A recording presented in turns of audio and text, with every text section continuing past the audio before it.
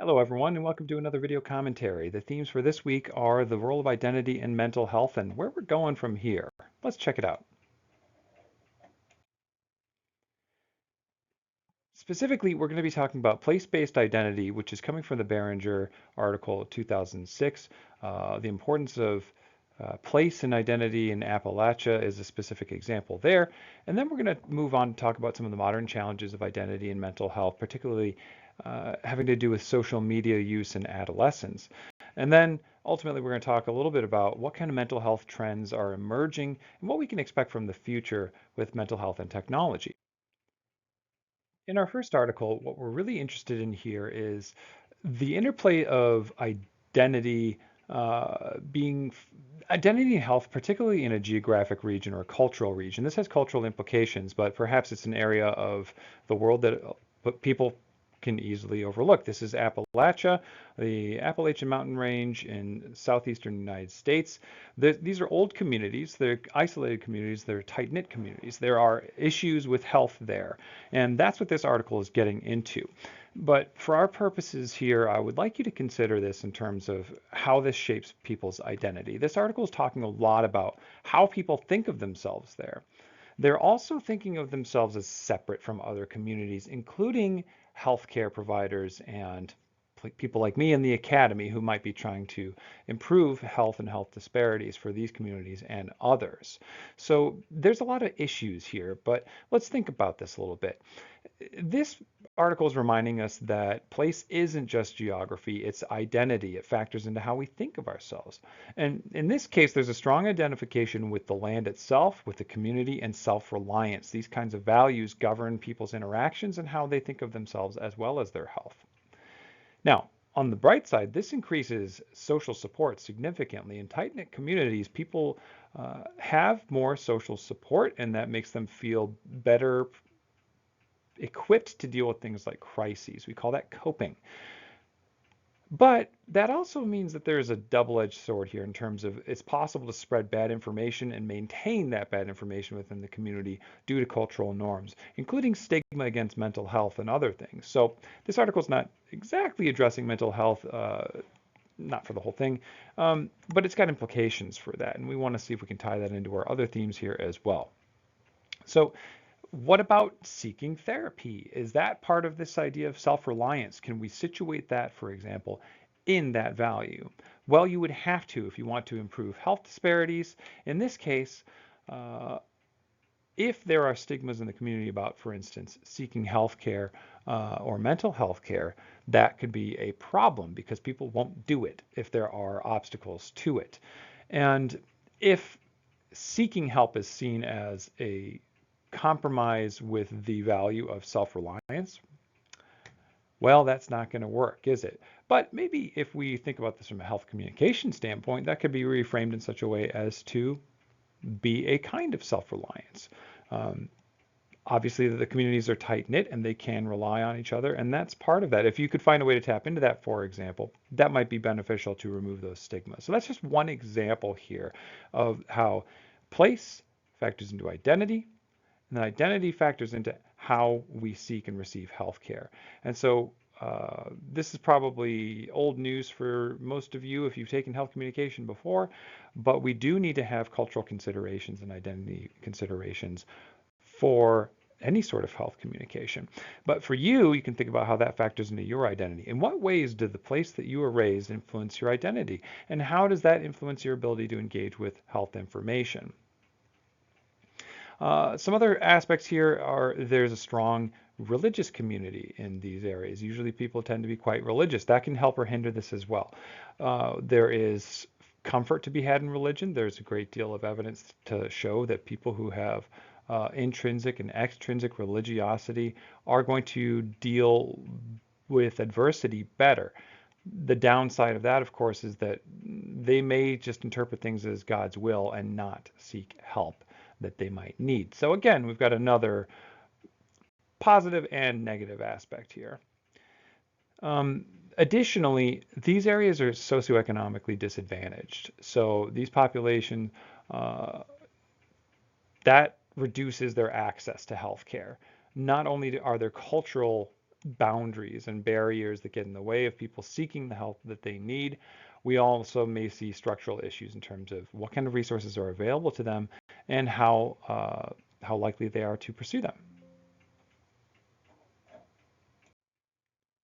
What we might be recognizing from reading through this kind of article is that identity is, well, it's complicated. First of all, it has to do with place and it has to do with a lot of other cultural factors.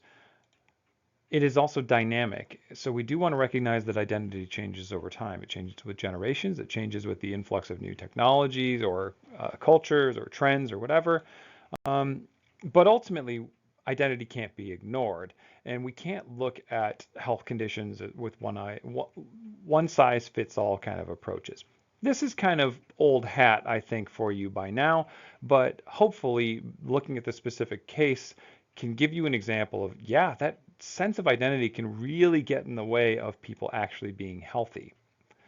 Now, I want to extend this discussion to the other articles that I asked you to read, which have to do more with perhaps topics more near and dear to your heart as young adults here in this age. We want to think about how identity and health, particularly mental health, function in the digital age and what the unique challenges of that are. So, keeping in mind these lessons of place based identity and health, let's move on to the next topic. Let's dig into modern mental health issues with, in particular, the considerations of you and people younger than you, a category we broadly refer to as adolescents, people who your brains are still developing and will probably continue to develop until you're about 25. Now, not all of you are in that age range, but college students in general also kind of fall under this purview. So, as adolescents and young adults refine their identity, social media is both a playground and a minefield. We have an amplified sense of what I'll just refer to as hypersociality. So the article that I had you read about this was talking about some of the goods and bads of this. We have, for one thing, we have this accelerated pace of interaction. Keep in mind that social media and cell phones and all this stuff, these are relatively new. They are tools, they are relatively new tools. They are new tools that help us be more social. That can be good and bad. That can help us improve our social support, um, as any sort of tight-knit community can do. But when you are in this age range, developing your social life is your highest priority, and that's well, that can create a sticky situation, whether it's addiction to cell phones or looking at them before bedtime, or just simply placing too much weight on the interactions therein. We're having more and more interactions online and fewer interactions face to face, which is how humans have interacted for most of their existence. That removes a couple of fail safes. One of them is, in fact, time and attention.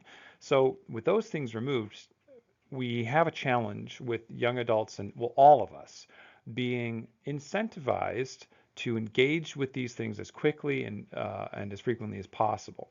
Our brains are being reprogrammed for short span attention and immediate reward.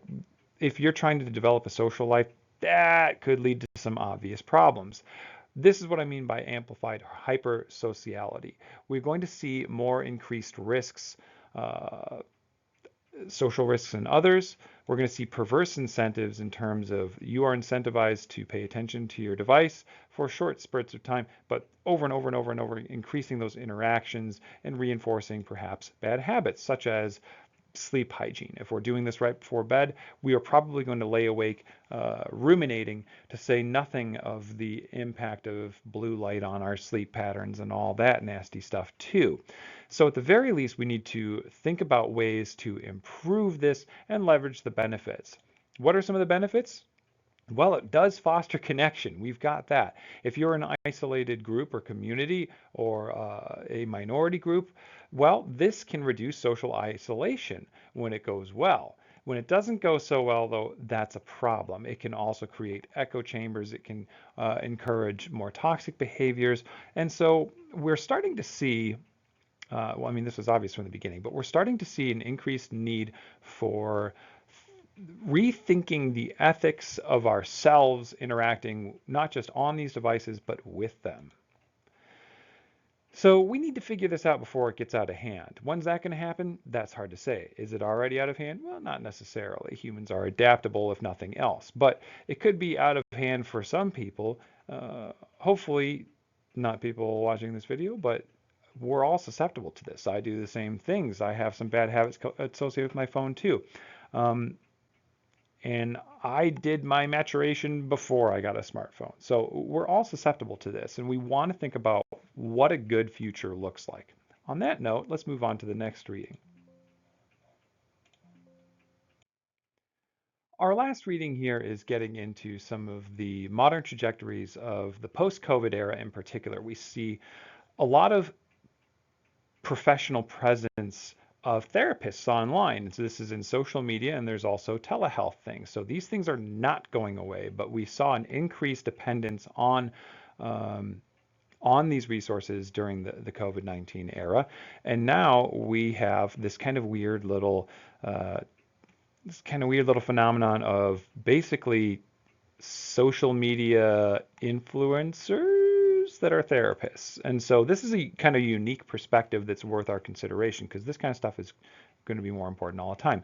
So a lot of therapists during this time period increased their online presence just like everyone else, with videos going viral, with self-help type stuff, and popularizing things that you might normally need to go see a therapist to learn about or study in a dedicated setting such as a university. My wife shares a couple of these with me a week where she's like, hey, look, they're talking about that thing that we study, but they're doing it in like a TikTok video. I've seen like 10 of those in the past month where it's like a therapist and they've done a TikTok video where they're themselves and their patient going back and forth. Well, what an appealing way to reach people with this important health information. But again, there are goods and bads here. We have this increased professional presence online is reducing stigma and demystifying mental health and getting help for mental health and therapy. That's great. We do want to reduce the stigma of those things. And we also just simply want to expose more people to these relatively simple messages that can improve the quality of life for a lot of people. In this way, millions of people are being reached by this kind of medium. That's good, right? But we do have some other questions that we need to consider. In particular, this is another developing area that might be outpacing our ethical guidelines or legal standards, and those things are kind of slow moving beasts that are going to have to catch up with this pretty quick. So one question we could ask is, well, are these even good therapists? We would hope so. If their message didn't have some sort of appeal, then then maybe we might be questioning that. But just because a message goes viral doesn't mean they're necessarily good therapists. There are plenty of really smart therapists who maybe don't have the potential to go viral but can still do good. But that's a question worth asking. Um, are they therapists? Some people go viral and they're talking about stuff that they are not experts on. I myself try to avoid being what might be referred to as an ultra crepidarian, talking about something beyond my expertise. Well, hey, social media, if the measure of truth might be interpreted by how viral it goes, how many people it can reach. Well, these are real considerations that we should keep in mind as we go forward. We also have these additional challenges of blurred boundaries. So, um, should a therapist think of themselves as an influencer? Is that an incentive, speaking of incentives, that we want to introduce to that dynamic? Well, that could be a problem. We don't want therapists to be more focused on their likes than their patients, as it were. I could probably just leave it at that. But what we are seeing is that ethics and guidelines for this kind of interaction are still catching up. We don't really know exactly, for instance, these blurred boundaries could cause issues for patient confidentiality or HIPAA violations, things along those lines. But we are getting there. Again, most of this stuff is just things we have to think about. And in your discussion posts and in your essays, you are engaging with these ideas on your own and figuring things out and thinking about the implications for yourself. So good for you. Um, Here's another weird consideration. You notice my images in this presentation. I've tried to spice it up a little bit. Well, these are coming from our dear friend Grok, who I asked to help me generate these things. So what about something like an AI therapist? Sometimes, as a health communications scholar, I like to probe AI to see kind of how it's developing and how it handles various challenges to health communicators like myself and to patients and everyone else. Um, you can get some custom made, tailored, individual health recommendations by asking the right questions of these AI, as we are doing with part of our class project. You are probably well experienced with this. I can ask Grok not just to draw me a picture of Sigmund Freud as a cell phone, but I can also ask it, Grok, what would a therapist tell a patient who was growing up under a narcissistic parent, or someone who is demonstrating the dark tendencies of a psychopath? What would a therapist tell them about that? And Grok would be like, well, I'm not a medical professional, but here's exactly what a therapist would say. A good one would say this. Is that good? Is this unchecked? Does this need to be checked by human beings? Well, that's kind of a loaded question. You may sense that I believe, yes, it should be. Part of my ongoing research is involved with this, where we're trying to find ways to leverage AI technology ethically, responsibly, and with enough human oversight that we're preserving what actually matters to humans. These aren't the kind of things we can just turn loose and expect them to go well. They are, for the most part, going to develop on their own, but we should, at the very least, remember the human element. That's what I really want you to take away from this class. Despite all the swirling chaos around you and these rapidly developing technologies, you're still involved, and you can be involved as much as you like. So I encourage you to do so. That's the kind of skills that we are practicing here in this class. So, conclusions here. Well, we've got implications for identity, mental health, and emerging trends. Maybe no concrete or satisfying answers, but hopefully by considering these things, you get a little more information that you can then apply to your own life. All these things are dynamic and evolving. We are increasing accessibility to health information and healthcare. That's fantastic. But for your part, that's going to require more self-discipline, not less, for all of our part. We need to not give into the temptation to just turn the reins of our lives over to our tools, because then we are the tools. So I hope that you found this information useful. I'm wishing you all the best, and I'll talk to you again soon.